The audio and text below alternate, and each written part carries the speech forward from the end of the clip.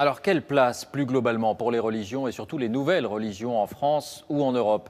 Voici l'initiative de la ville de Hambourg, en Allemagne. Elle a décidé d'instaurer 3 jours fériés pour les fêtes musulmanes, 3 jours qui pourront être chômés comme pour les fêtes chrétiennes. Sur place, reportage Arnaud Boutet, Thomas Henkel. On dit de Hambourg qu'il y souffle un vent de tolérance. À la grande mosquée bleue, les fidèles confirment. Ils viennent d'obtenir des autorités municipales des jours fériés musulmans. Une première en Allemagne, un accord historique après 5 ans de négociations.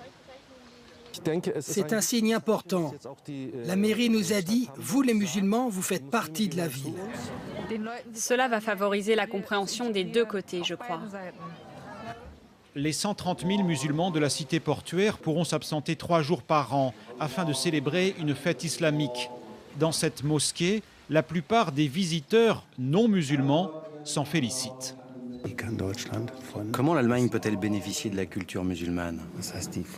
Pour moi, c'est ça la question. Il faut arrêter de jouer à se faire peur, comme le font certains. Cela va encourager la tolérance et faire taire les conservateurs qui refusent tout changement. Ce sont eux les plus agressifs, mais il y en a peu. Quelques musulmans et quelques chrétiens tout au plus.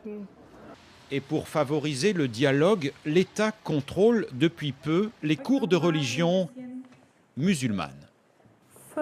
Quels sont les 5 piliers de l'islam? Il faut aller une fois à la Mecque. Nous sommes ici dans une école publique. Je me réjouis d'apprendre qui sont les prophètes.